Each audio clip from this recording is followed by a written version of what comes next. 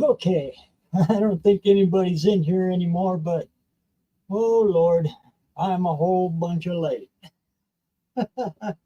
I'm sorry, everybody. I was plowing my driveway with the little tractor, my little red Massey Ferguson. I pushed it too far over the berm and I got that sucker stuck. So, oh Lord, it's taken me, what, about 3 hours now to get the tractor unstuck. Unfinished project.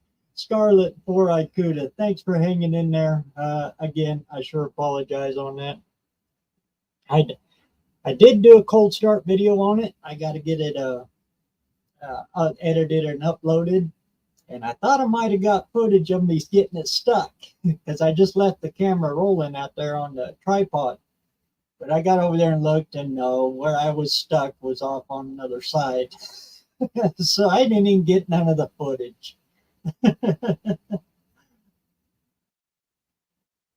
Let's see. Let's go through here. Scarlett, like I said, good to see you. Unfinished. Thanks for hanging in there, buddy. Landon, yeah. I had to call Landon actually this morning to come help me. I was out of diesel. And my Lincoln, my driveway, if you ain't got four-wheel drive, yeah, in the wintertime, I don't go a whole lot of places. You got to have four-wheel drive to get out of my driveway. Anyway, I called Landon here. Thanks again, man. He came over with his little Geo tracker, and we went over to the gas station, and I got a little diesel. Auto Salvage Outlaws, what's going on? Again, oh, sorry. One-Eyed Cat, I was going to say you probably stuck in a ditch somewhere. Sure was. Luckily, it was a ditch in my own yard. I was back pushing it. When you take the blade, I got the blade on the back, and I swing the blade around. But I got to get going pretty good because tractor tires, you know, the chevrons, they only work one direction. Going backwards with them, you ain't got so much traction. So I got to keep pretty good momentum when I'm back pushing. And yeah, a little too much, and bloop, set them back tires up over the down in the ditch. Welcome in from the cold, BareRose. Good to see you, Dougster. Ooh, I tell you, it is. It's actually not too bad out there. It finally quit, but tomorrow we're going to get nailed again. We got about 6 to 8 inches last time, and they're saying 10 to 12 on this next go.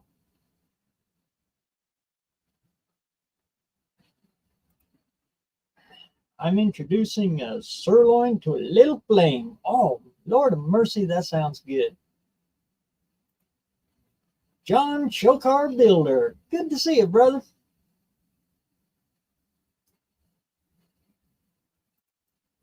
Yeah, Dean, them alien ditches just reached out and grabbed me. They tried to abduct me.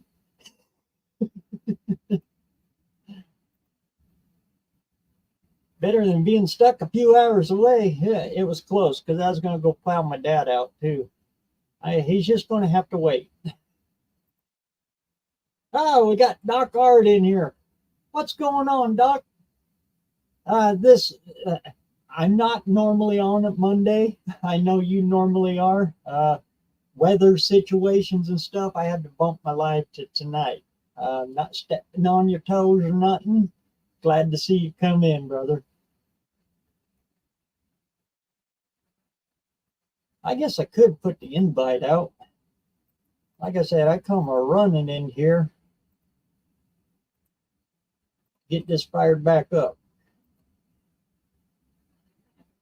There we go. We'll paste her up. There's the invite. Anybody wants to jump on in, go ahead and jump on in. We'll talk about the fun joys of getting a tractor stuck.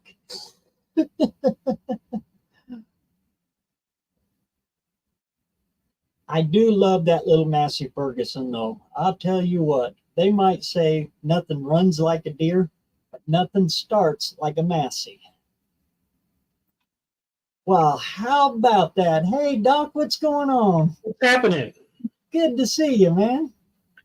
It's yeah. So what's going on? You're getting bombed out there? Yeah, we got a pause in the storm today, but they're predicting about 12 inches tomorrow. Oh, that's no fun. Yeah, lots of fun. Pushing snow, it's just fun. Yeah. I was outside sitting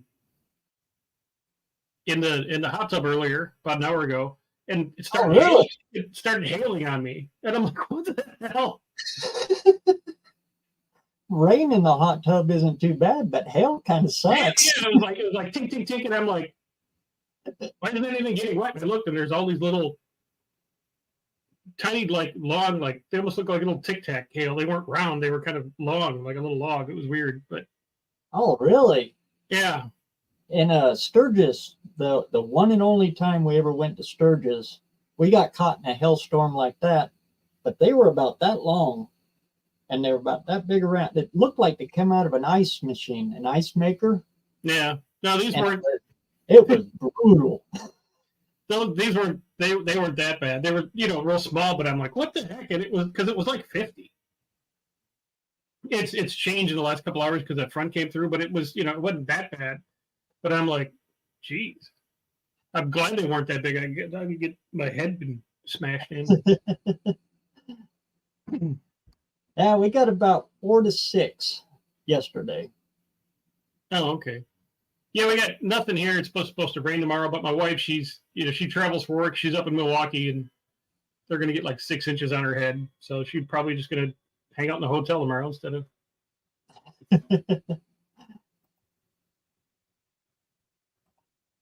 Runs like a deer and smells like a John. Mm. That little Massey of mine, though, it's got the little 3-cylinder Perkins diesel. That's where I learned about mechanical injection. God, I love that thing. But it's got the hot shot on it. You turn the key backwards and you count to about 5, or you listen for the explosion. It goes boom.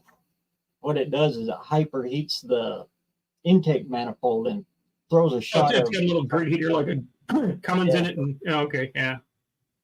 Old school one. This is 1960s, and in fact, that's what it is, a 1960.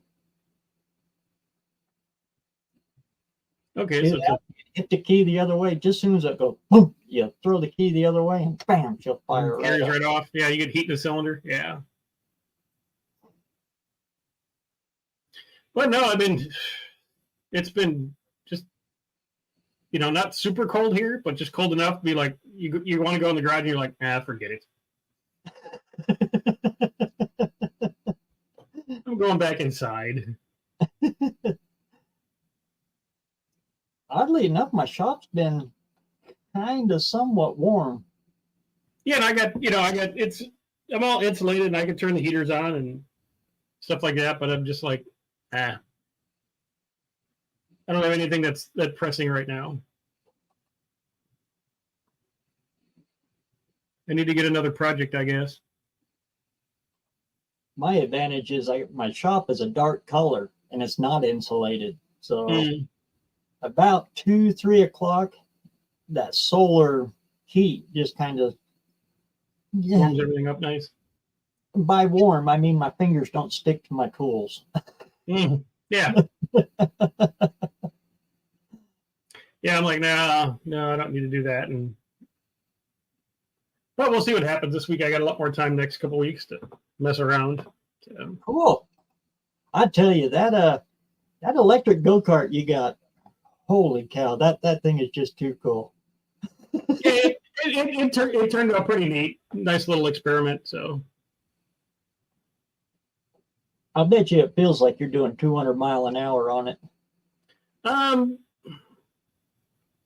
Taking off, yeah, it accelerates pretty hard, but top end it's not super great because the motor has only so much RPM in it. But my other little red go-kart with the gas engine, that one does about 50, and that feels like a lot faster when you're an inch and a half off the ground. So oh yeah.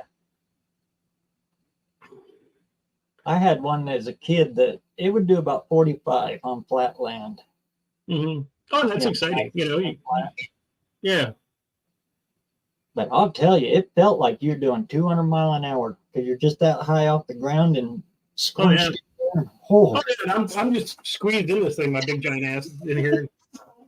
The little kids go kart, but it's no, it was all in fun. It was a couple neat little projects, but probably time for I don't know a bigger project. Of course, I got a couple things to do on the truck, and all I have to do is some paint work on the Falcon, but it's too cold for that. So now I'm kind of like looking for another project. I need it like a hole in the head, but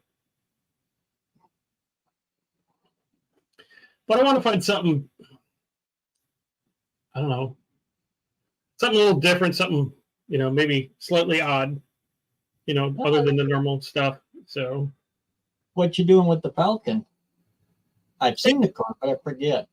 Yeah, it's just done. It just needs to finish up the paintwork. All the body is all straightened out, and it's all good. It's all in a white primer, but it needs to be like one final like quick block sand, and then just spray it. I'm just going to spray it white.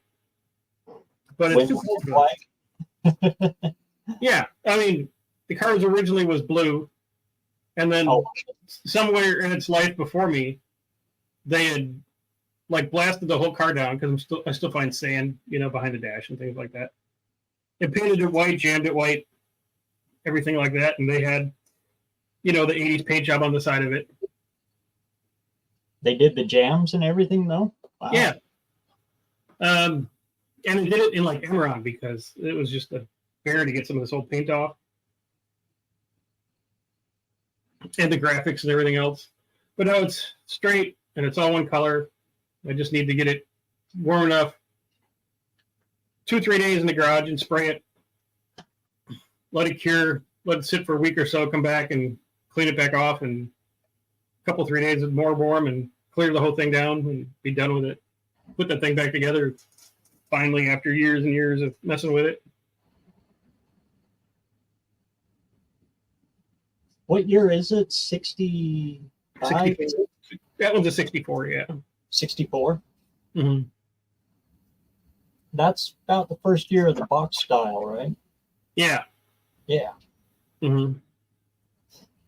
The weird big, triangle dart shape thing on the side. So, but my dad's neighbor's got a Comet. I think it's a 65. Looks just about like that. Yeah, the doors, they're actually the same doors, just that front fender's different because they changed the thing. But yeah, I've had a bunch of these. So, but I'm looking. I don't know. I want to see if I can find like an older El Camino 72 or older. I like the 72, just the single headlight ones, and I like the 64, 65, the square ones. They're more squared before the 69s and stuff like that. I had way back when, and a 64 that was painted teal and lowered a little bit and tinted windows and stuff like that. It looked cool. So I don't know. I go between that and wanting another Bronco and wanting this or wanting, a first gen Bronco or second gen or late 80s, early 90s. Oh, okay. Like a Bronco 2? No, the full size one, but full size. Yeah. Hmm. No, I don't really have a whole lot of love for those Bronco 2s. So. That's just like your little Ranger there. Yeah, same thing, but a little shorter. Yeah, I've worked on enough of those old, 2.9s and 4-wheel drive systems and the weird bolts and everything, weird bolt heads and everything else on those. So somebody else can play with them. And that daggum twin I-beam. Yeah. Well, it's not even the twin I-beam. It's on like the 2.9s, they got a special because they're Cologne engines, they're German engines. They got a certain sockets you need to use on the bolt heads, and then for the 4-wheel drive, it's a star, but it's not a star, and they have to be tempered because they're hard to get off, and So you have to buy a $6 little socket just to get the front drive shaft out, and it's just weird stuff like that.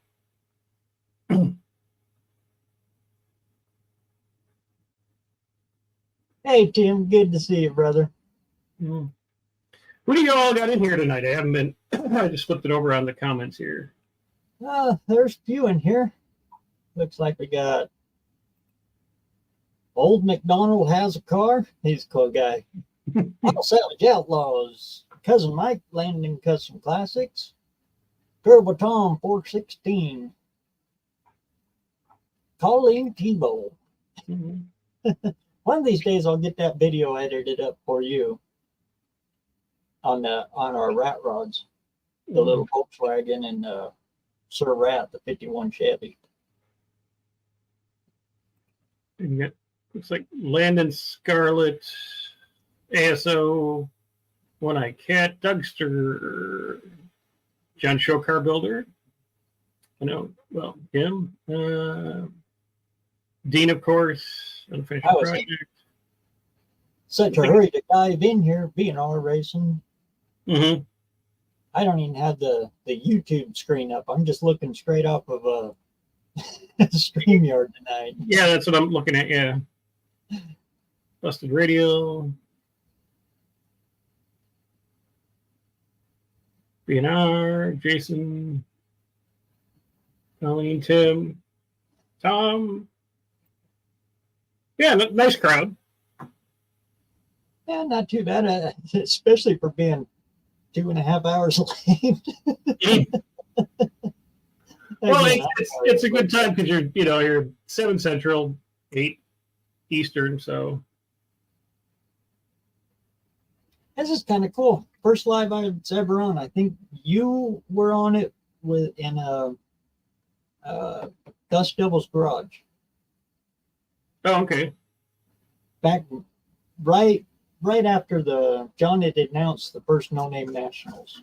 Right. Oh, okay. Right. That's pretty cool. Yeah, I was doing lives for maybe a year and a half before then, but I started on Thursday, then Saturday, then Sunday, and I just kept moving around and finally, landed on Mondays and was there for a while. And I did it for a while, and after a while, I guess I got, I don't know, needed to shake it up,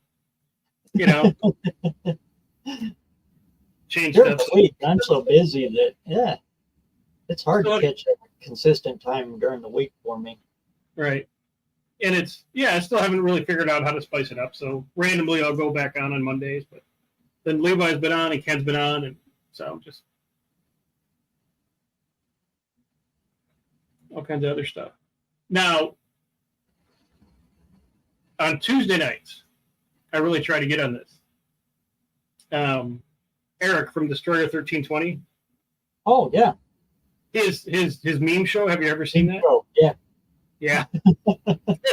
I haven't caught one in a long time because I've been busy. Oh, man.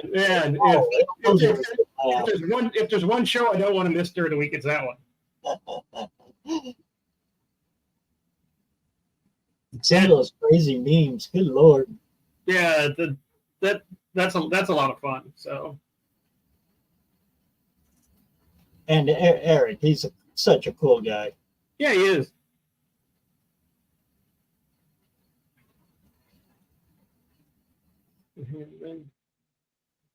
But no, other than that, not much going on. I'll get a couple videos out this week. And turn it down.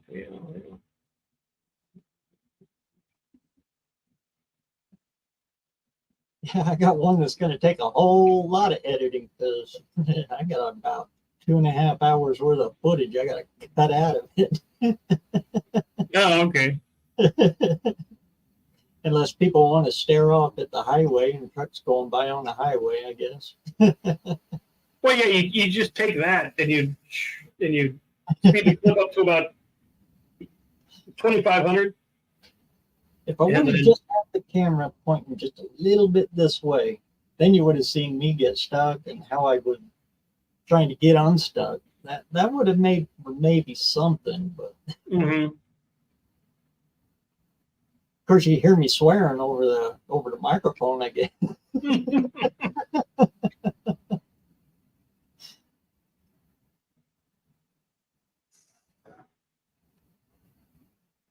Oh, Don, yeah, I love the meme show. Yeah, it's a. Phone is dying, huh? Oh, good to see you, the old McDonald.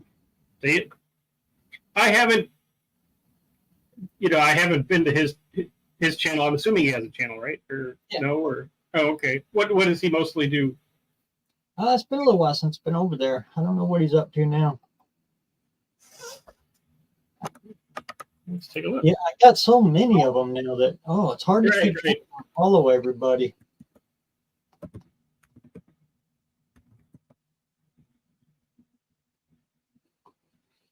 When I was stuck and stranded in Utah, I watched a bunch of you, but commenting on the phones is really hard. So got caught up on a lot of videos.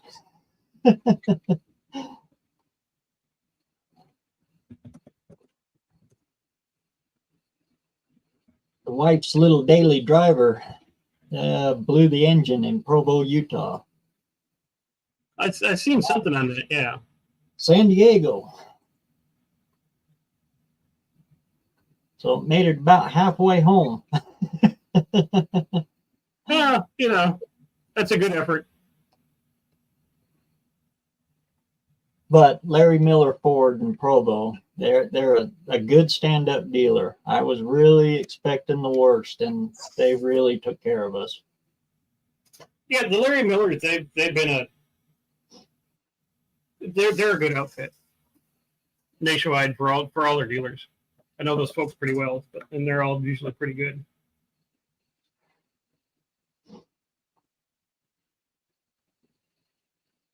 And as we was leaving, we was talking to the tow truck driver, that pulled us back in because it lost oil pressure when we went back to get it. So we were stuck there another day. Come to find out, though, it was just a bad oil pressure sensor. Oh, okay. Sent signal to the car saying, hey, we got no oil, so boom, shut it down. But they changed that out and we're back up on the road. But the tow truck driver said that Larry Miller was just barely under new management. So I don't know, maybe that had something to do with it, but I don't know. Yeah, it could They be. were really good. Gave us a rental car, let us come clear back to Idaho with it, and plus let the wife use it to go to Oregon, which is clear across the side of the state from us. Yeah. For a job, and That's pretty cool. And they covered all but $2,000 of it on the warranty. And that's whole new engine? Yep. Yeah. Complete turnkey engine. Little 2.0 EcoBoost. What did it just blow out all the guts on the bottom, or the turbo blew up, or what happened? The thermal what do they call them? Thermal planes up in front of the radiator. They close, so it warms the engine up faster, and then they open up like an old tractor and everything, you know. When we were in San Diego, parked on the side of the street, everybody parks like bumper to bumper, boom, boom, boom, boom, all the way down. Somebody backed into us, and it popped those thermal planes vanes and held them shut, and it popped the intercooler. And we didn't notice it. I didn't even notice it until they were lowering it in off the rollback. I noticed there was one little vane in the grill, the little plastic grill at the bottom that was broke. Because it didn't even do enough damage to the car to dent the license plate. They just bumped it. Just bumped it, hit it weird, yeah. And that's what did it. So then it sucked coolant down in it. It overheated, sucked coolant, hydrolocked, and took the engine. Okay. So we had to pay for the thermal things, and that was $2,000. Oh, okay. That's And what you get to have a good time. You know, trying to go on vacation and have a good time. Oh well. And I was sweating bullets when I seen it come off the rollback and I seen damage on it because, I was expecting the worst. I was expecting them to say, okay, well, now you got to get a accident report. You got to, do everything they can do to get away from doing the warranty work. But no questions asked. And they were actually the ones that told us what happened. So, yeah, they knew about it and they fixed it and they did it under warranty. Can't say enough good about them. I mean, they do get paid for that from Ford. So, yeah. The engine's probably got a nice markup and they could probably beat the time and, they get you for a CP ticket for $2,000. Yeah, they're happy. Yeah. Can you run that thing without those vanes? Or is that part of the computer control, those vanes? Probably all part of the computer controlled. You know how these new cars are. Yeah. One little thing controls so many other things that have nothing to do with anything. Right. Take that out, the radio probably quit working. Yeah. That video that was going around, that guy's burned up taillight bulb in his F-150 is $2,500 because it burned up each little can ECU all the way up to the front for water in the light bulb. Yeah. $2,500 for a tail light. Good Lord. I'd build another car for that. Yeah. Right. Exactly.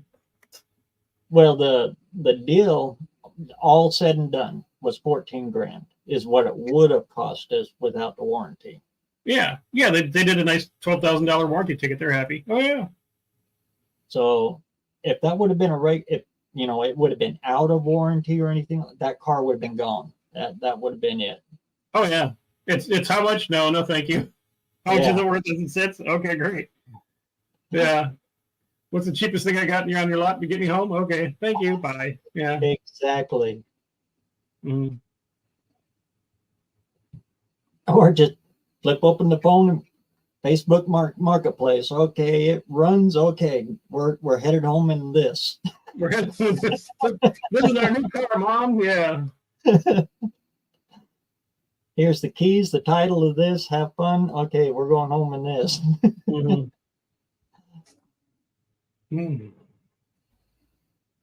Because good Lord, I can build 3 cars for that kind of money. Oh yeah. I mean, they won't be hurt when I'm done, but hey, they'll still go. They'll still go. Yeah.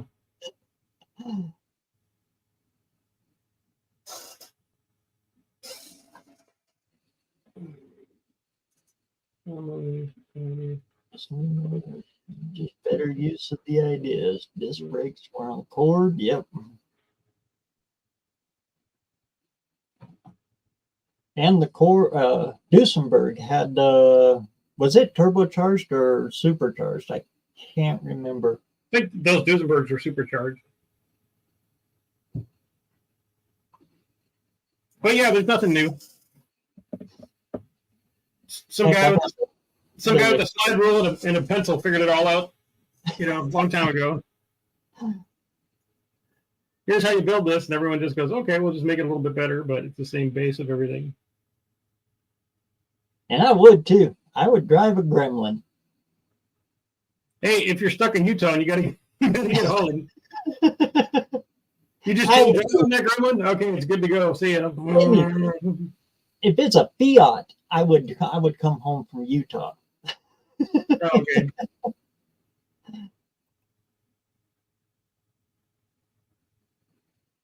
course, that's last choice, but. Mm-hmm.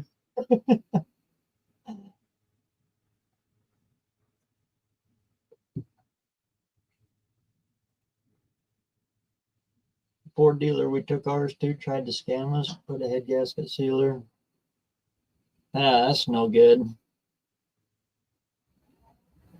The one we had here, Broadway Ford, used to be really good, but they sold out to Lithia.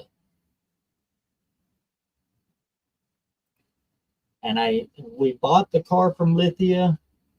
The wife, she bought her car from Lithia Nissan in Medford. Mhm. And that dealership is really, really good. They took really good care of her over there in Medford, Oregon. Okay. But one here I don't know anything about. They fired everybody. They hired all new. Well, that's what happens when they have like a GM change, stuff like that, or an ownership change. They just come in and go, we own it now. You know, they'll keep the techs and stuff in the back, stuff like that. But everybody up front, service, writers, and all kind of stuff, see it, hire new people. Yeah. Mm-hmm. Well, yeah, because then they have all the books. They know what the store is making. And they just write a new paid plan that's 10% less of what everybody's making there now and hire all new people. And, hey, look, boss, we're making money hand over fist. The same amount of people. They must have been doing something wrong.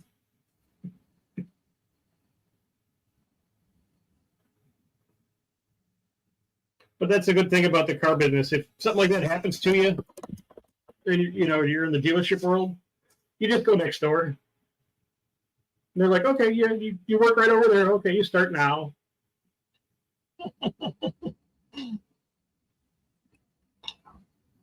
Yeah, I was afraid it was going to take them quite a while to get that thing done.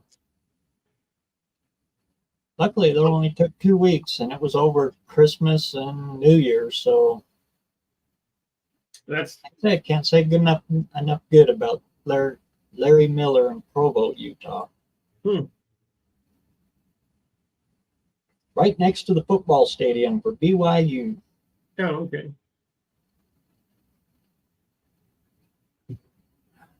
I know, because the hotel's right there too. And I stared at that stadium for a long time.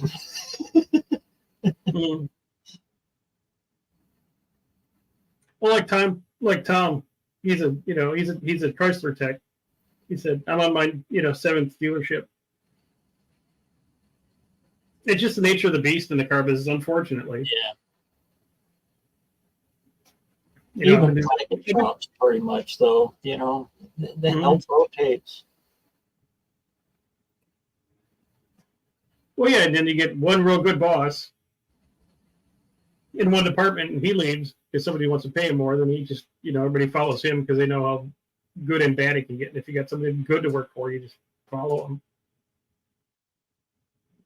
Yeah, Tad Jenkins and Blackfoot, whew, they really screwed old cousin Mike around.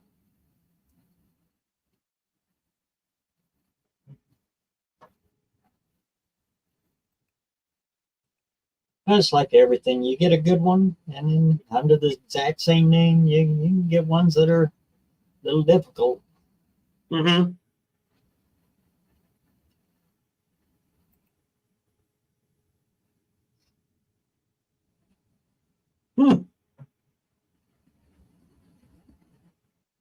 Interviewed and was hired. Yeah. Go to ship for your first day of work, and the doors are locked. Yeah. Yeah, I've seen enough dealers. It's usually a dealer group. They're open one day, and then a bunch of people come, take all the cars away, and lock the doors, and it's all over.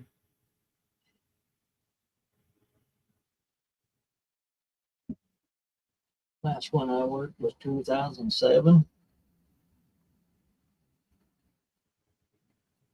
Means more pay. Yeah, that's all it means is, you get paid more than the lube tech. So, yeah, because you got the patch on the shirt. But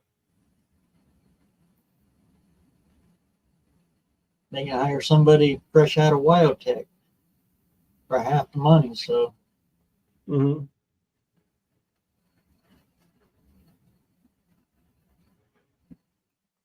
that's the way of the world. Well, and then BNR is right.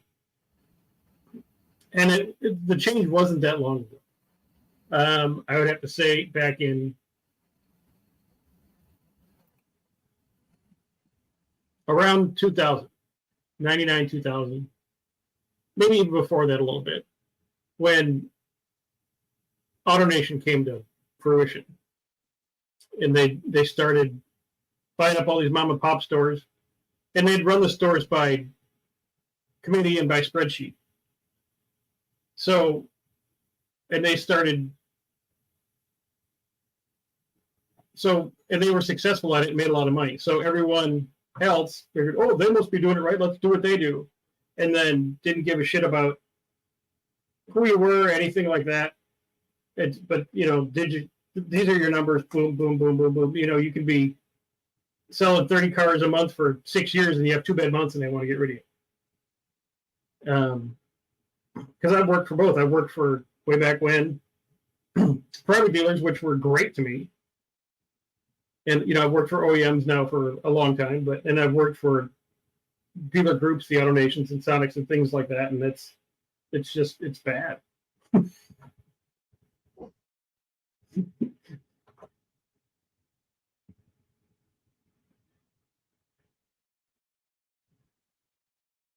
I'm trying to set up 600 Edelbrocks, but all 3 carbs have different boosters. Huh? That's weird. The numbers don't match. Huh. Are they all performers? Or have you got performers, ABS2s? Yeah, because there's a couple different series of Edelbrock carburetors. Yeah. ABS, ABS2. Early performers, mid performers, yeah.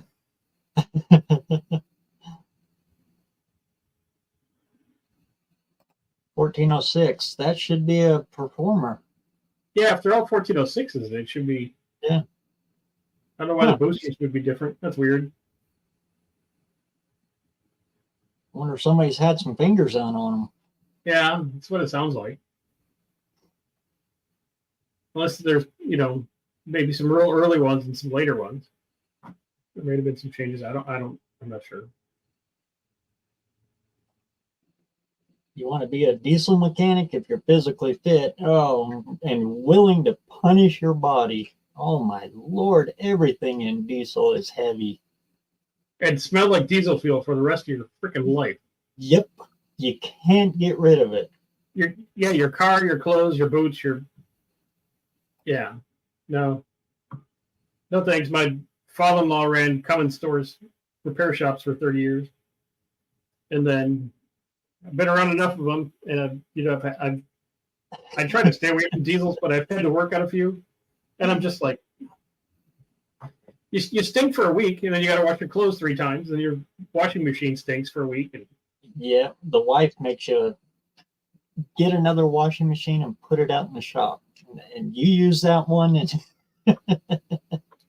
you take all the diesel clothes to the laundromat. You know, because it's like, you know, you might as well just coat your clothes in gas. It's, you know, it's the same smell that never goes away, but it's gas and oil mix for diesel fuel. Yeah, no. I remember at a hotel in Bernal, Utah, and I guess all of the laundromats are that way. They say no coveralls because it's right out in the oil fields, and all the oil workers come in and they'll do that, you know, wash all their clothes at the laundromat or the hotel. Yeah, just mess all those machines up for the next 5 people. Yeah.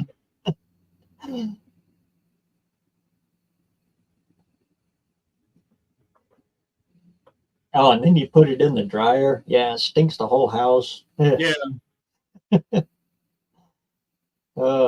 Yeah, my wife hates it when I do any work for the logging company here, because I come home covered in diesel and hydraulic oil and oh yeah, it's a mess and it stinks. That last box fan that I had that I bought was going to be such a deal.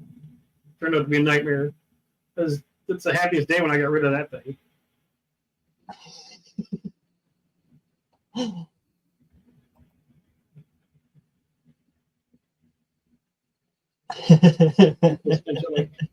Yeah, my father-in-law used to call it the smell of money, but I used to just say it stinks.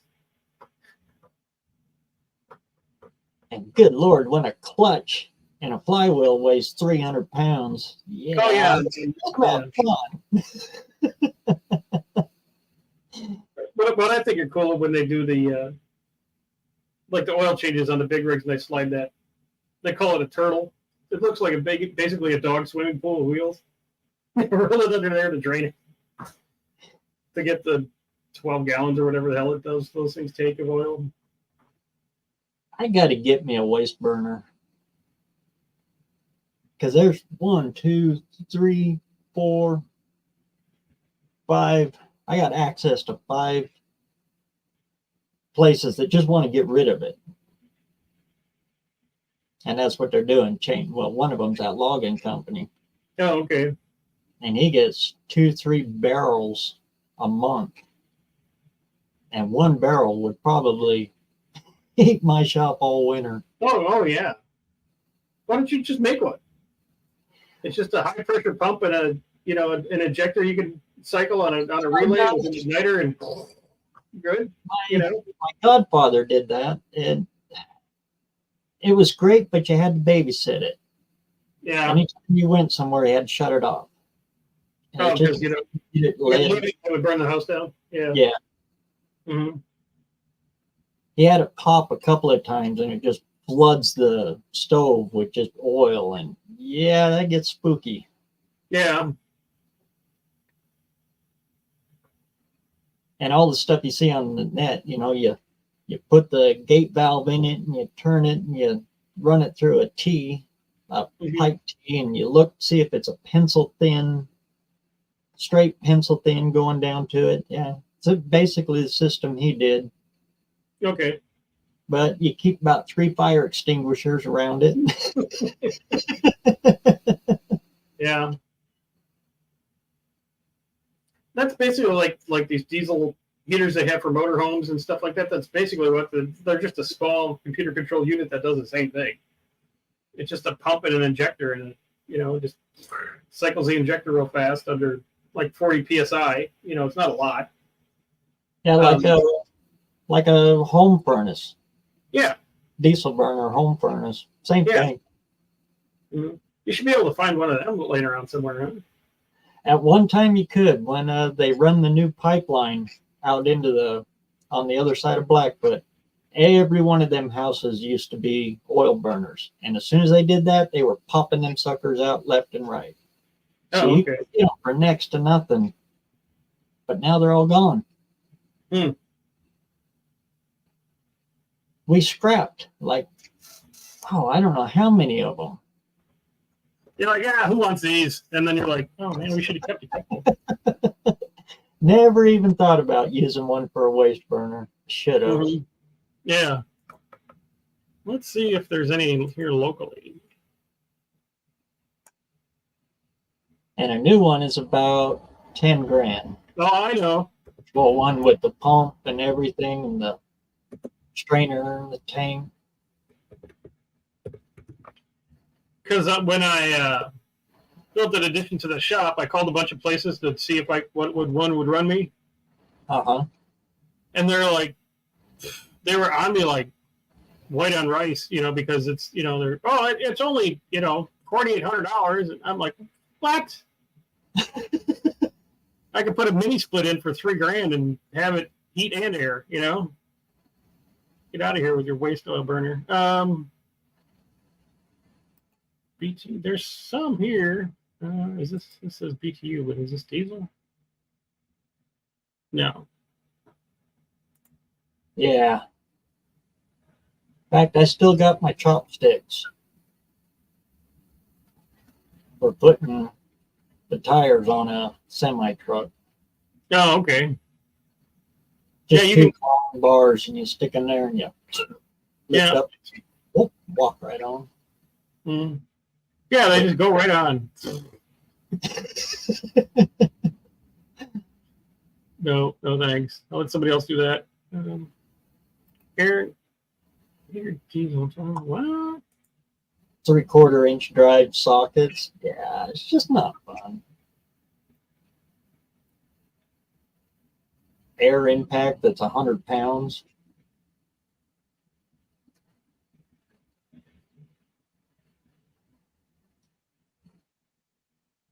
Air heater. It's an electric heater for your diesel truck. Oh, it's something else. No, that's not good.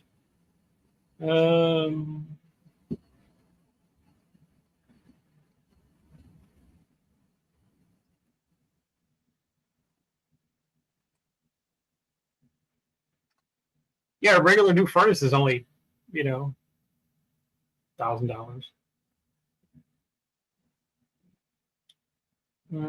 On their waste oil preheater guns for waste oil heater. Oh, that's the preheater. Good. But all those places, they get charged to dispose of their used oil. So, Right, so they'd rather have you just come haul it away for free. Yeah. Mm-hmm. The supply is easy. Yeah. And it's hot. Yeah, it's good heat. Oh, yeah. It'll warm the whole shop up in, 10 minutes. Anyway, it doesn't look like there's anything for that. So, what is this? But be cool to have. I got in the back shop. I just got I can close the door and separate that, and it's just like a really well insulated 2-car garage. And I just got a couple like oil bath radiators to plug into the wall. I can turn them on, come out a few hours later. That's okay in there. And then the big garage, I got a 480 volt electric one with a big fan on it. It's basically like a big, heating coil on top of your stove with a fan behind it. But it works pretty good. And it's it gets the job done. But like I said, I'm still when it's cold outside, I don't get real motivated to be out in the garage all day. Yeah, I've got one that's a rooftop. It's AC and heater both. Mm-hmm. It's made to go on like a shopping mall. It's huge. Oh, okay. There ain't no way I'm hooking that up. No. Because it's electric heat. Oh, yeah. Yeah, you'd brown out the whole county. Oh, yeah. My meter out there just sit there and smoke and vibrate. The electric company coming over. You can't have that. Straight in the system. End up with a power bill that Elon Musk could go, ooh. Yeah. Just trade that big one for put it out there. Yeah, commercial heat and air unit, trade for diesel.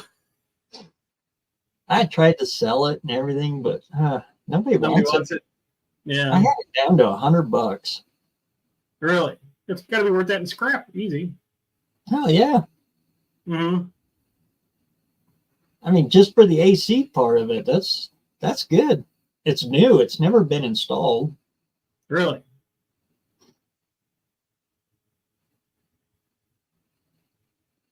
The guy that we bought this place from, he got burned up in a helicopter accident. Mm-hmm. He worked on helicopters at the hospital for the Lifeline. Okay. And something happened years ago, and he got lit on fire, and it burned like 60% of his body. Mm-hmm. So now it's all skin grafts, and he can't sweat. So he can overheat like that. Oh, okay. So he was gonna set that up in the shop so he could work out in the shop.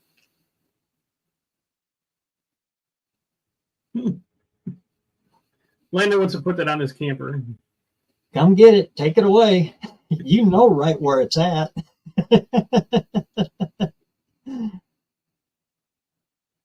If you can pick it up, you can have it. And if you can't pick it up, well, you know that the keys are in the backhoe. Go ahead.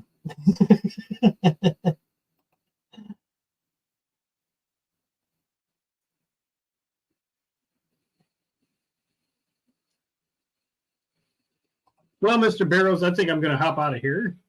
Yeah, I probably won't stay on too long tonight. And then I still got a couple things I want to get done tonight. So, all right. Well, thanks for having me on, man. Appreciate it. Thanks for coming in, man. It's great seeing you. Yeah, and we'll talk to everybody in the chat sometime later. See ya. Good seeing you, brother. Doc. He is one heck of a cool guy. Him and his wife both. I'll go ahead and throw the link back out there if anybody wants to hop on in. We'll probably go here for another, I don't know, little while.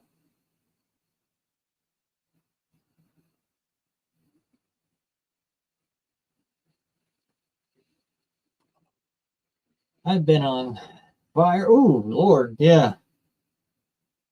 Oxygen holes leaking on my coveralls while welding. Whoa.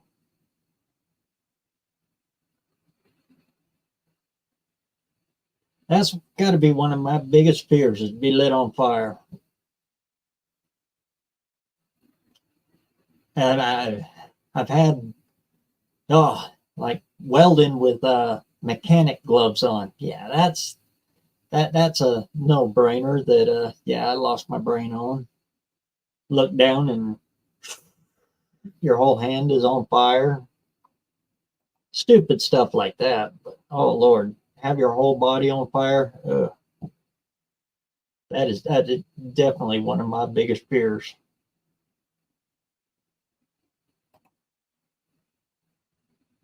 And he used to be a Chrysler tech. He couldn't sweat either. He was cooling vests. They helped quite a bit. Yeah, well, and right after he healed the guy that we got this place from, right after he healed up from that, he got Parkinson's. That poor guy. So that just emphasized everything. Old Henry. I hope he's still alive. Been what, about 10 years now? Last I heard, they've packed up and moved back to Utah.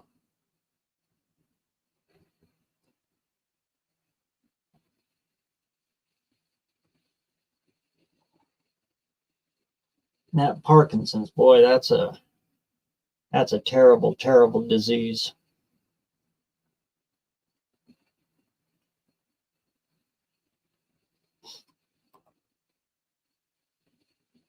I bet it's cold out there. It's very cold out there.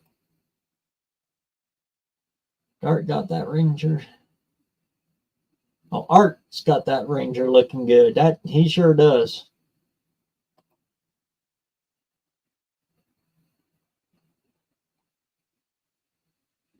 Especially where he fixed the paint on the hood there.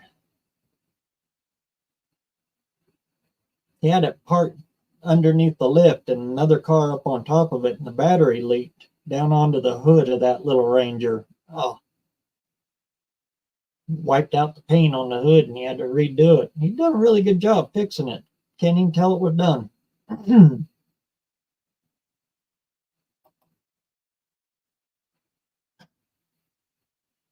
31 here in Ohio, 18 here now. She dropped a little. And it's headed towards below zeros. I hate that. But it was a long time coming. We've had a very mild winter here so far.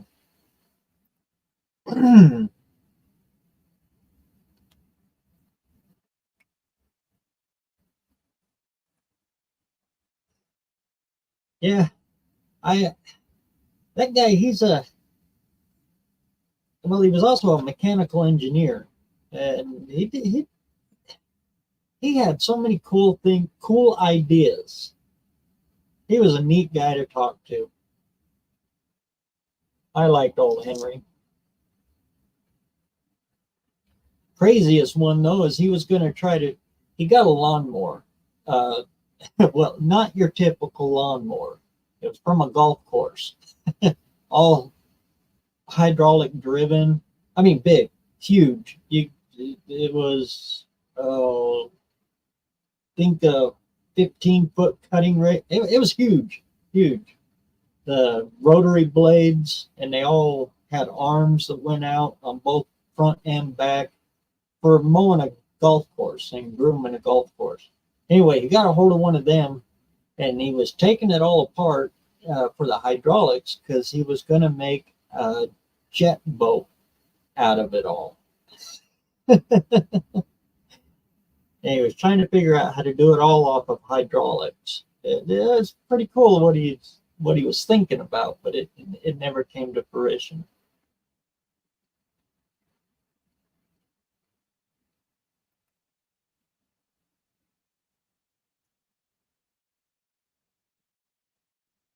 Hey, Justin, good to see you.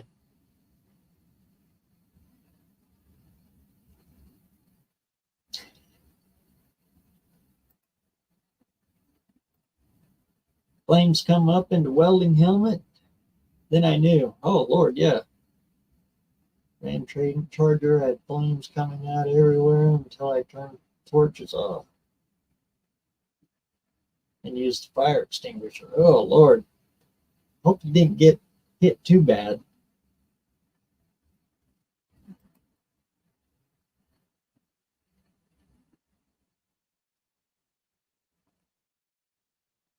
I would like to have another 87 Ranger, 2.3 4-cylinder. 2.3 would be a lot better than that little 4-liter. That's what my Explorer's got in it, that little 4-liter. It's not the jack shaft one. It's got a regular timing chain in that one, but still, I don't like the Ford 4.0. It's got no low torque. And in a four-wheel drive, if you ain't got low torque, you ain't got nothing.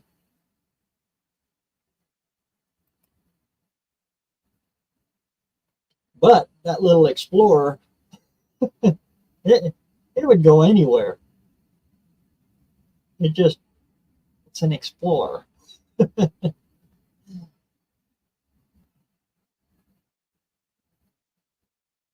Pretty much an Explorer is just a stretched out Bronco 2. For the most part.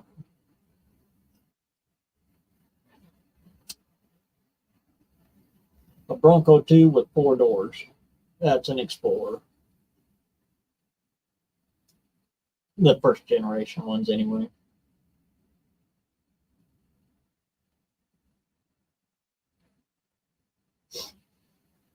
Yep, that little 2.3 overhead cam. Yep.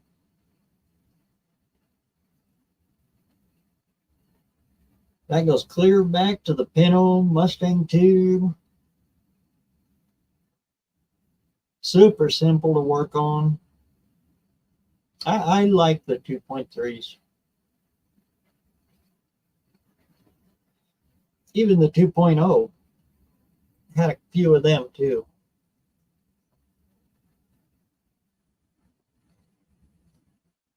And the real cool thing about those early 2.3s, you give away a secret here, but you look through the junkyards, and if you see a Pinto out there, run over and check it out. Because if it's still got the carburetor on it, as is a Spanish built Weber, 3236 Weber. Those little carburetors are gold.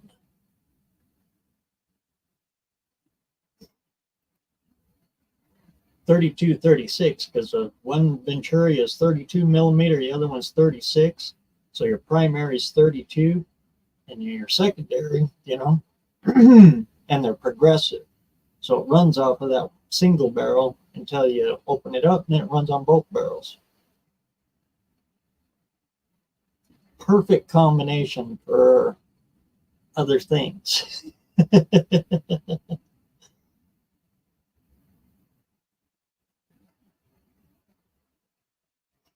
That's why I collect them up.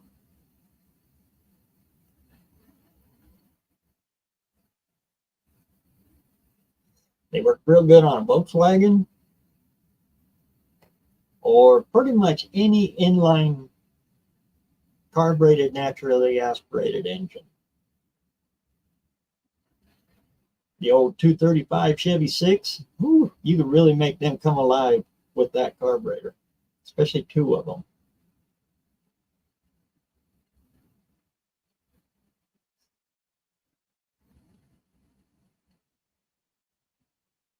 I was digging around and looking around at that slant six.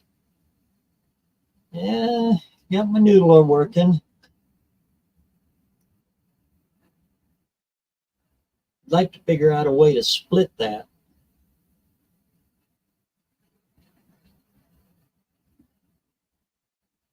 And run that on a dual carb. I've got a couple of, well, I got about 4 or 5 of those little Weber 3236s off of Ford Pintos. But yeah, maybe I'll do something like that with it. I don't know.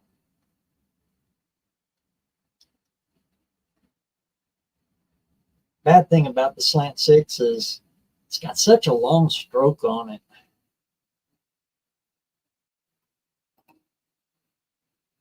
And that right there, they run forever as long as you leave them alone. You leave them stock and they will just keep right on a trucking.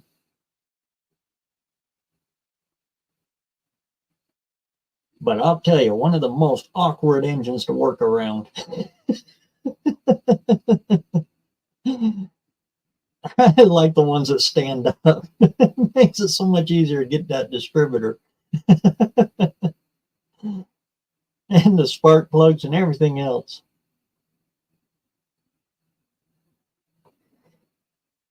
What'd be cool is take a Slant 6 and put an adapter plate on it and run it on a Volkswagen transaxle. And then you flip the Volkswagen transaxle backwards. You install it front to back. Because on a Volkswagen, you can do that. You can spin it around, and depending on which way you put it together, it'll either run forward or backwards.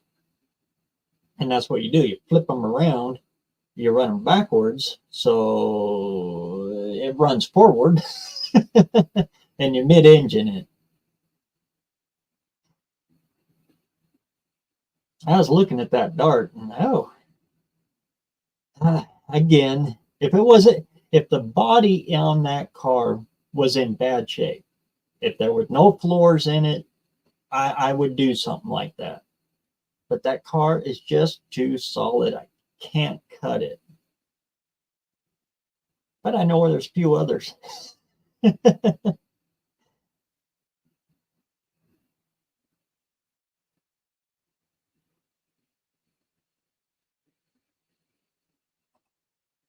Just got back. I had around top of boost firing around my waist. Unzipped coveralls and flames came out. Never forget it. Whew.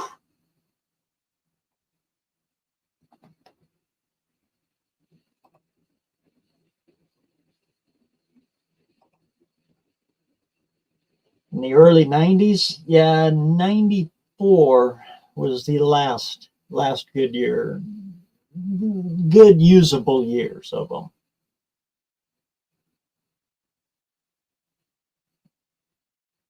That's the 8.8 that I look for from 94 down on the Explorer. It's a perfect width for anything 59 down. Mopar, Chevy, Ford, all of them, doesn't matter. The rear end width is perfect all the way down through the 50s, 40s.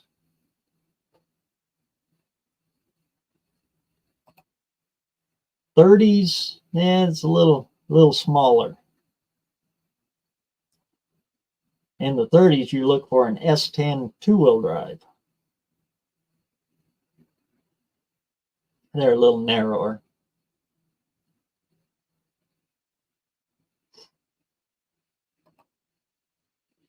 Only by 2 inches, an inch on each side. I rolled a 97 Ford Explorer going 80 miles per hour. Woo! A 97, that's the independent rear end one with the dang jack shaft timing in it. So if you roll it, you did the world a favor. Glad to see you're okay. Oh, ASO.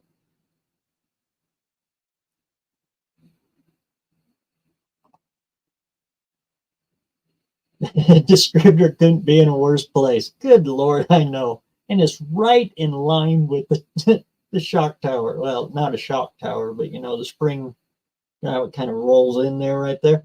That's where you got to reach around that, and you can't see it too good down there. It's all shaded. Yeah, the slant six is not the easiest one to work on for sure.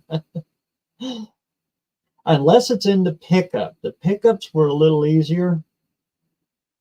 And I'll tell you what, I love a Dodge pickup. Dodge or Plymouth even made a couple of them, if I remember right, didn't they?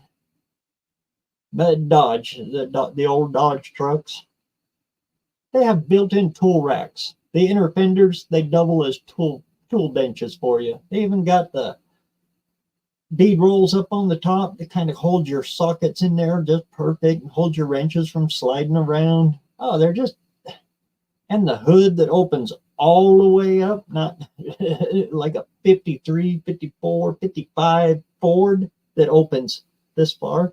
Yeah, I tried to get into there.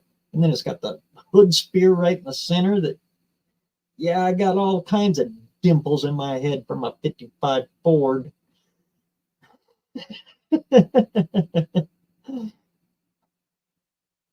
Dodge, nope, all the way up. You don't even have to take the hood off to pull the engine or transmission out of them. You just lift the hood up, go in there and pull it all right out. God, I love that.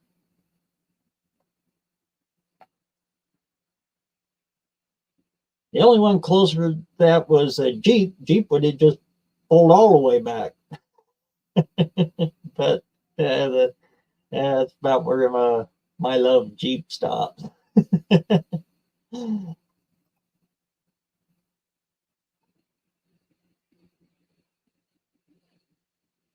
Nothing bad about Jeeps. I mean, Jeeps were good for what Jeeps are built for. But around here, everybody just beats the ever living tar out of them poor little things. They put V8s in them with stock frames, and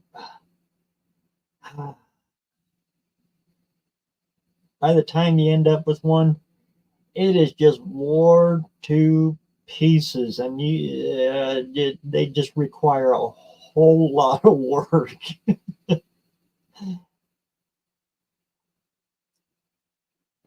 And they all come from factory with bump steer. Oh Lord! And they all say, "Oh, it's a Jeep thing." If you got bump steer, fix it. That's one of the biggest killers out there is bump steer. And I know why. Yeah.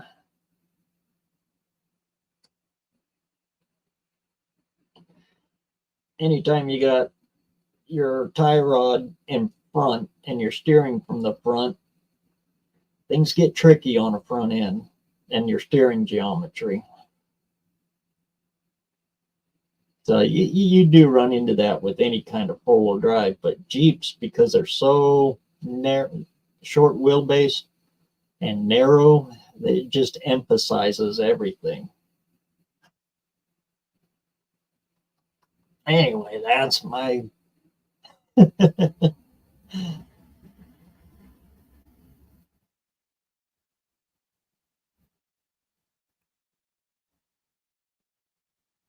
yeah.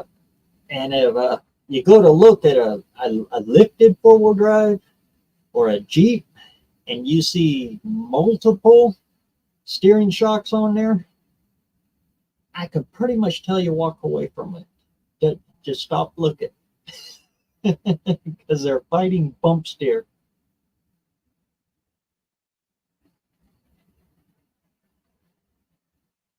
Big way to fix it is put the right fitment arm on them.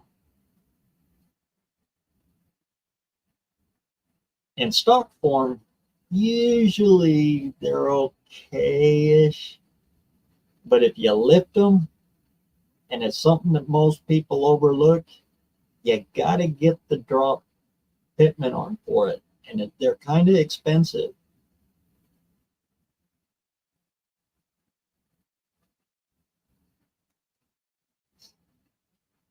And it corrects a lot of that geometry.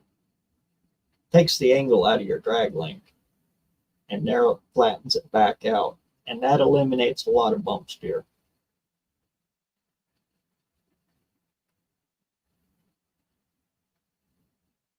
Reason I'm thinking of all that is because that's all part of the video I got coming for calling T-ball on our rat rods. Because you gotta consider all that stuff when you're setting up a straight axle front end. Pretty much any front end, but especially on a straight axle.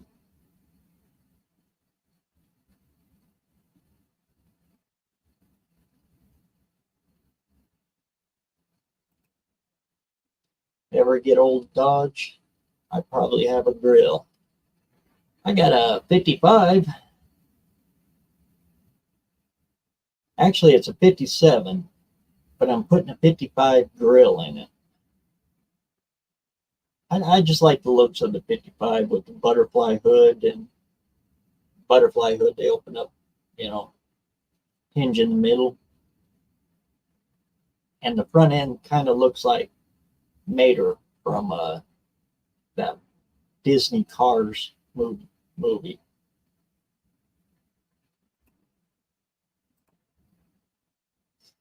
Yep. On with power steering, we run a full 10 degrees. And boy, it works great. Dad's had that little Volkswagen well over 100, and it's just smooth as silk. You take your hand off the wheel, and it just right down the road.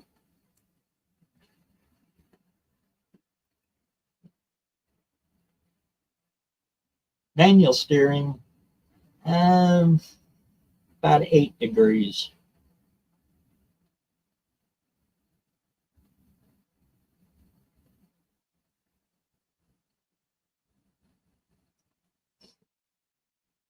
Yeah, like I said, all these lifted four-wheel drives around here, everybody's got a lifted four-wheel drive. That's the big thing. Stick them to the sky. And that's one that almost everybody forgets.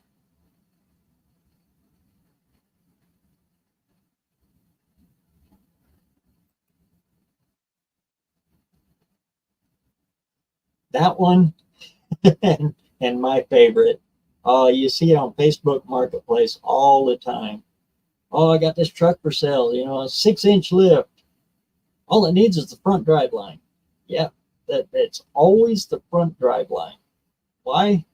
Because they bought the cheap eBay lift blocks, stuck them on there, and found out that the rest of the kit costs money. Big money. And then they sell it.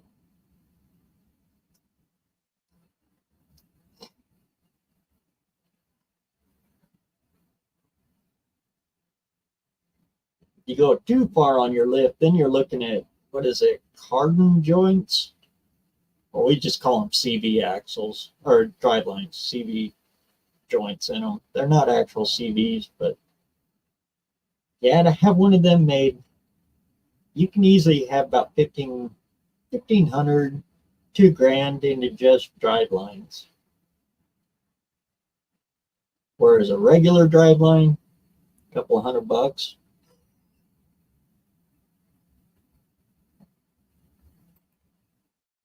When I drove my Model T down the track, I didn't ever have to hold the wheel. It likes going straight. That's a straight axle for you. They love to go straight. Turn the wheel, let go, and then just zoop, come right back. Heck, that's why they still use the straight axle. Almost all the semi trucks, I think all of them, buses, any kind of heavy equipment, straight axle.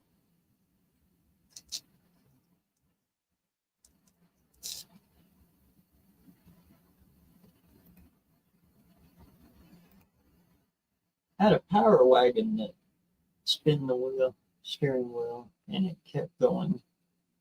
Bounce back and do some more. Kept going around the curve if you let go of the wheel. 72 up grill, huh? What your power wagon?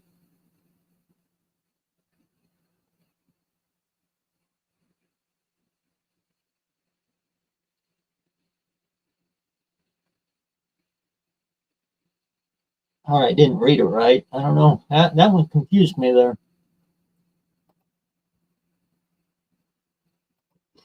Yeah, the straight axle is, and it's all built into it. All the steering geometry is built right into it.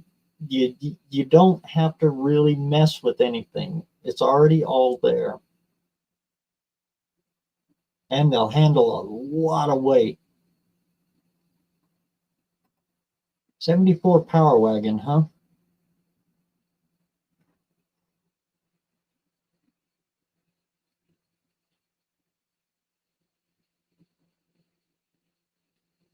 Sounds like it's got no caster.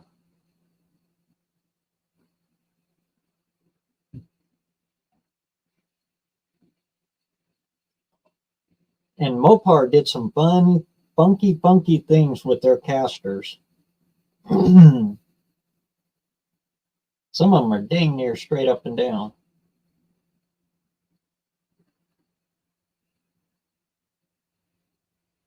That's part of what gave Chrysler the pinky steering. Mopar has got the easiest power steering out there, all the way back into the 50s when they first started putting it in, all the way till about early mid 70s, because they kept the caster set for a manual. They never really laid their caster back. So, and that's the trick for manual steering.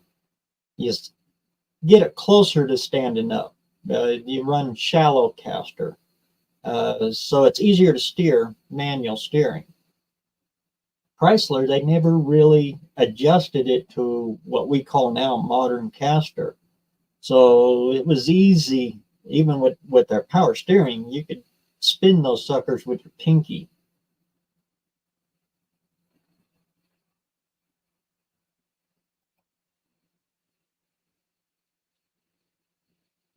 Sitting still, running. Spin the wheel, kept spinning until it bottomed out, then spun back the other way. Oh, okay. So you turn it all the way over to the stop, and it would grab it and then spin it the other way. That's a bad pump. That's a power steering pump going out. The check valve in it, not the check valve, but yeah, she's popping, throwing fluid the other way, and then grabbing it and spinning it. I've seen that.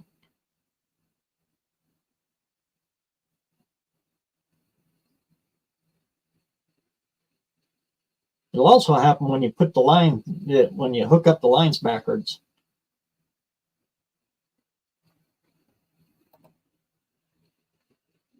Kingpin inclination angle. Yeah. Either kingpin or you look at your ball joints, your top ball joint, your bottom ball joint. That's your caster angle as well.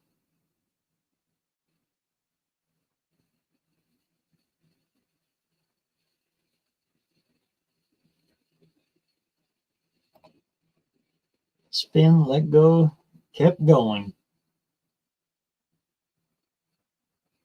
And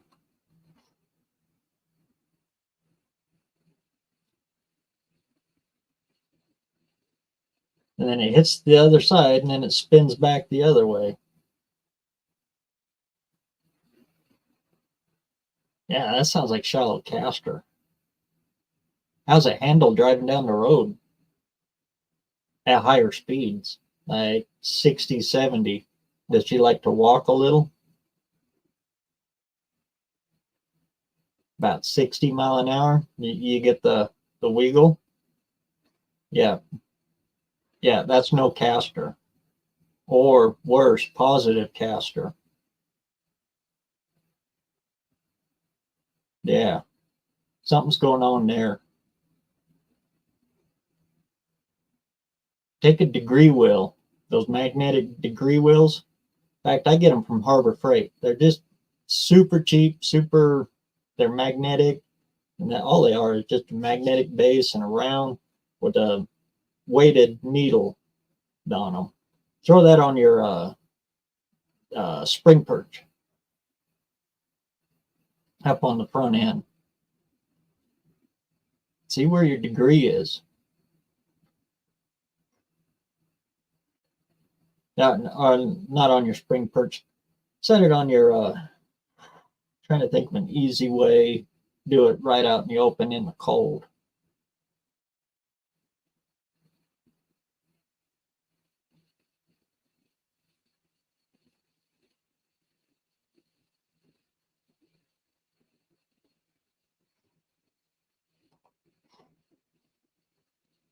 Yeah, it'll do that. In fact, it'll steer super easy. But if it doesn't try to self-center, yeah, that's what's giving you the wiggle. And as your speed increases, it really gets bad.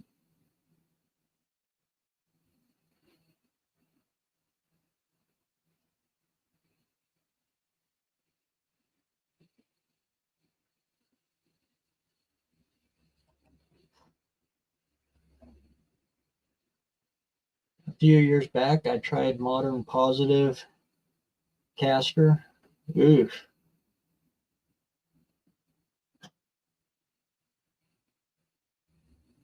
Now you're not talking laid back 4 more degrees, right? There's some people get that confused.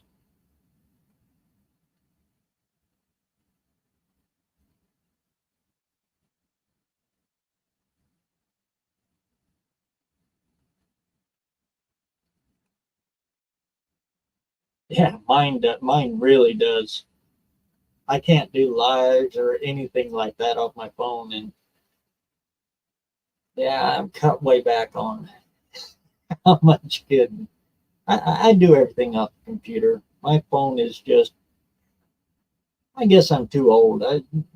My phone is a phone, and sometimes it works as a phone.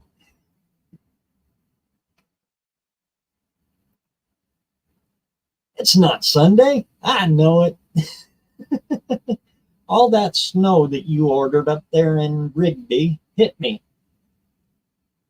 Y'all want snow up there, send it on through Arco. Head it over your way through that. Leave us alone down here. Yeah, it knocked my connection down Sunday to the point where, yeah, I couldn't even hardly get on the internet.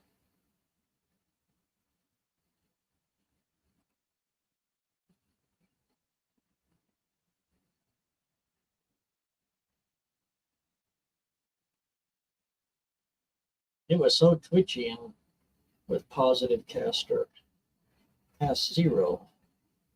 My early white track Pontiacs.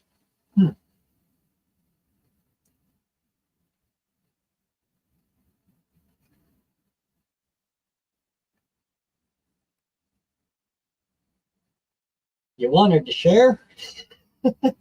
That's okay. I've had enough. Good Lord, and we're going to get hit hard tomorrow again, it sounds. Bad thing is, I wasn't able to make it up my dad's and plow him out. So now I'm going to have a whole mess to do when I get up there. So he'll have a good 1.5 that I got to try to plow out.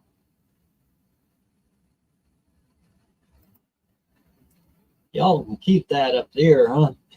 You don't want some of this white powder down there? That's what it is out there too. It's just fine powder, real fluffy. You could make a snowball out of that stuff if you tried. Of course, it makes it nice and easy to plow. It just easy moves. The wet snow is the nasty stuff.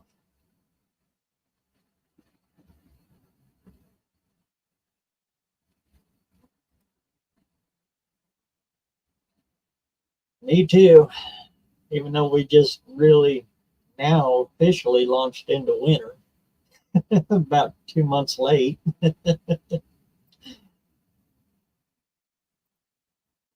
have to align the front end of my 63. Never did one by the book yet.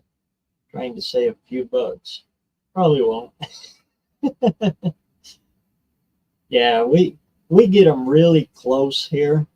You know, setting the 2x4s up and checking your toe in. You know, there's 100 different ways to get it close. But when we get it close, then we take it to a place here called BareRose, and that's all they do is alignments, and then they take it from there.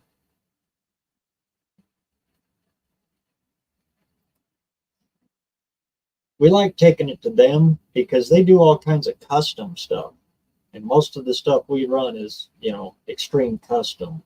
You take it to a Les Schwab tire shop or Big O, you know, places like that that do alignments also. They only know stock. They don't know actual aligning, if that makes sense. In other words, if it ain't in a computer, tell them what to set it at. They have no idea. So we take it to BareRose because they do circle track cars. They do all kinds of stuff, and they understand it. And they understand it a whole lot more than I do. uh, we can get them pretty close, and I think that's why they like doing finishing it off our stuff, because well, we get it pretty close for them, and they just got to fine tune it. Makes it easy for them.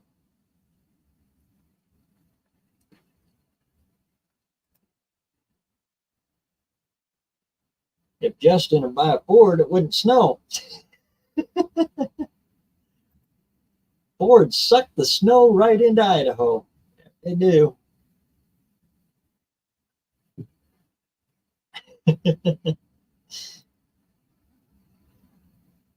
And they are. I crap on Fords all the time. I poke on them.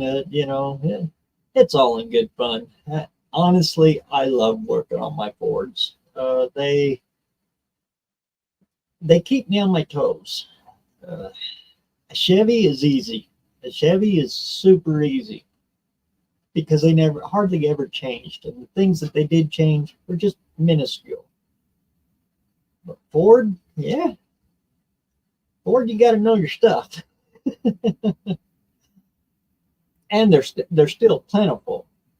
I know Oldsmobile, Buick, Pontiac, yeah, those are great too. But yeah, they're not as plentiful anymore. And trying to find, you know, aftermarket go fast stuff for those three, it's getting downright expensive. I mean, you're playing with Mopar pocketbooks to play with a Pontiac or a Buick or an Oldsmobile. Chevy, Chevys are cheap, plentiful, and they're easy to get power out of. And because everything fits everything else for a wide variety of years, it's harder to mess them up. But it's the only one in the GM. But remember that. Oldsmobile's different, Pontiac's different, Oldsmobile's different, completely different.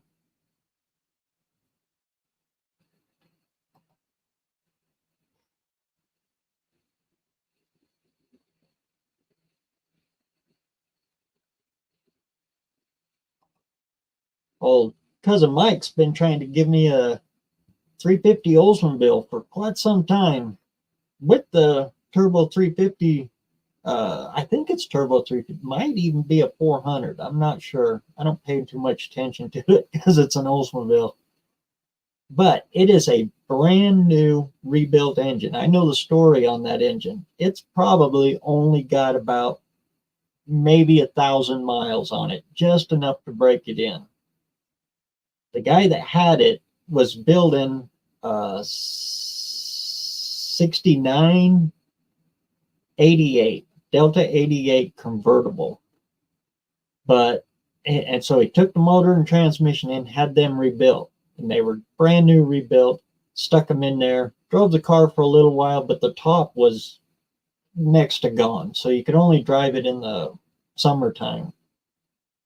And then he parked it and it sat, and the roof just finally gave out, and it sat and it sat and it sat, and it wiped out the entire interior. The floors probably were savable. Most of them were savable. But the car was gone. It just rusted that whole car out. So he ditched it. Cousin Mike ended up with it. So it is a brand new rebuilt Oldsmobile 350 with I think it's a turbo 350 tranny behind it. Nothing wrong with them. It's got a 2-barrel on it, but it runs good. I don't want nothing to do with it though, because it's an Oldsmobile. The intake alone for that costs, I could buy 3 Chevys for the price of the intake for a 4-barrel Edelbrock Performer.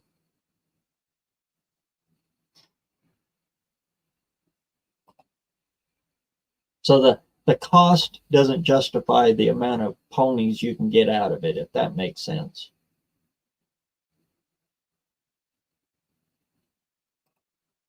Oh, Wendy. Just got home from work, huh? I tricked you. It's a Sunday Night Live on a Monday.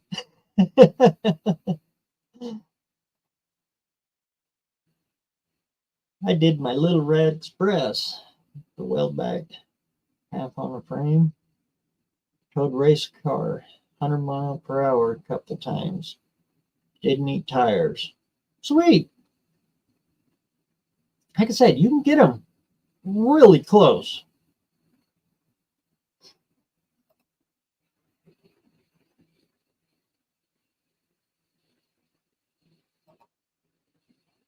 Cheap horsepower, yep. And that's where you look for it. You look for it in stock form first. And then as you go, then you slowly boost it up. That's the key to doing these things on a budget. That's why when that 68 Mercury come up for sale and Cousin Mike told me the price of it, I told him to literally sit on that car and tell everybody it's sold, because I bought it before I left the house. I didn't care what the car looked like. I know a 1968 FE. That sucker was coming home with me.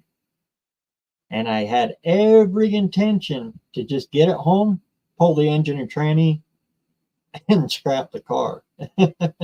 But again, the car was in too good a shape. Dadgummit, I gotta buy junk. Because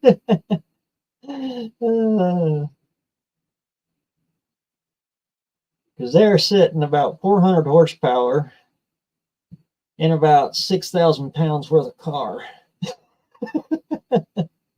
Well, I'm exaggerating there a bit, but you get the point. I'm driving the wife's 2002 Windstar 3.8 V6. Tomorrow, like a blizzard, down Route 80 into South Chicago. Minivan, not cool, but it actually is. Runs great. Those little front wheel drives, especially in the minivans and stuff, even on these slick, nasty roads, they're not bad at all.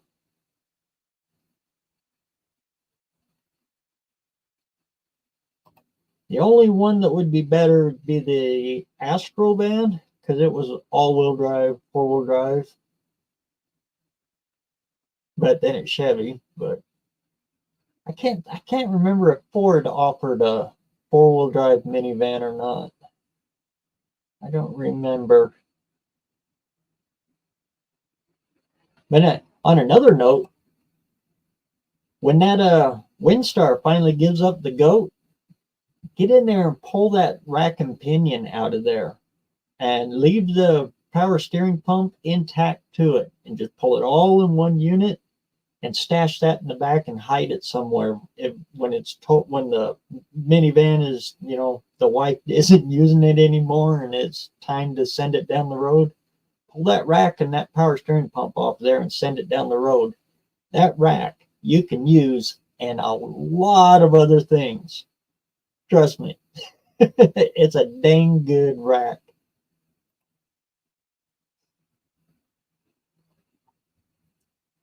And it's already set up for rear steer. So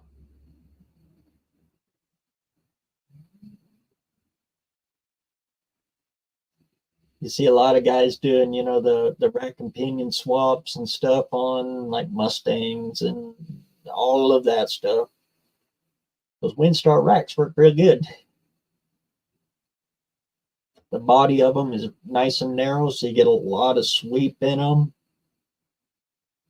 Yeah, just good rack. The rest of it, yeah.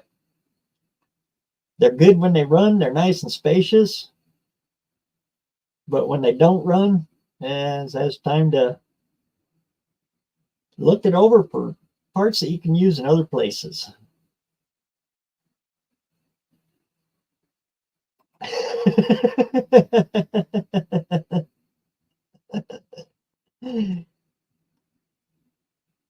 Yeah. Like I said, don't do it until it's dead and gone.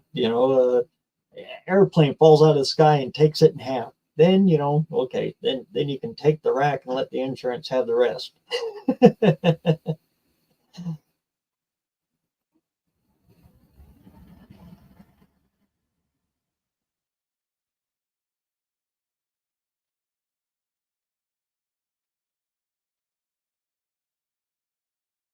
But the bad Fords, oh my, and Lord knows there's a few of them. Taurus comes to mind.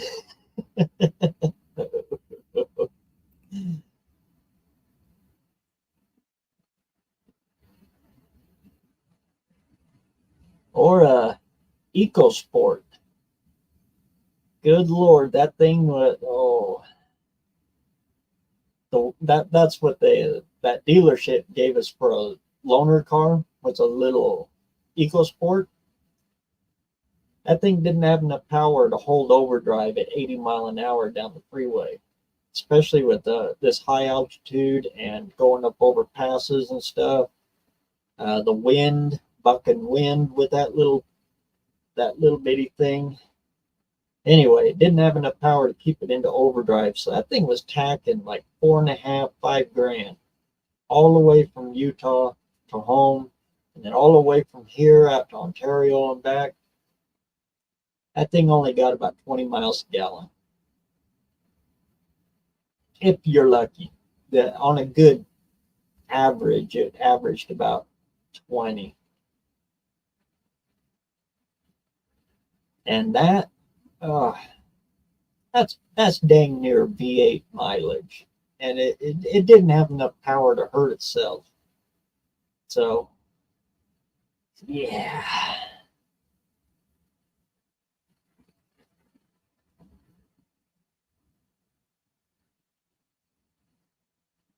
Well, with that, I think I'll go ahead and close her up for the night. I sure do appreciate all of you guys coming in. Next week, we'll all be back on our regular schedule Sunday, and I think I got it all set up. I'm going to have my dad on next week. We're going to do a live from his shop. He's doing a lot better now. He can get up and, he hasn't been out in the shop for about a month now, but I'm going to drag him out the shop, sit him down, and set up everything, and we'll do a live in his shop, getting everything going, and kind of give you a walkthrough of all of the stuff and some of the stuff that he's trying to get going again. He wants to do another Volkswagen. But anyway, stay tuned for that. It's all dependent on how Dad feels. So while we were in Utah, that Friday he had a stroke. It's getting better though. He's got his feeling back, and everything on his left side is coming back. So that's also something we've been dealing with. So I'm hoping to get him out in the shop, and I'll let you guys ask any kinds of questions you want on anything you want to talk to him about.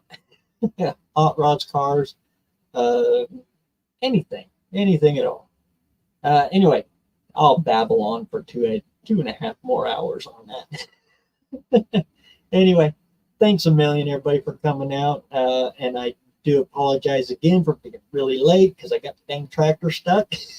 But thanks for coming out, and get out there and get some metal hot. And we'll see you again on Sunday. Thanks again. Let's catch you on the next one.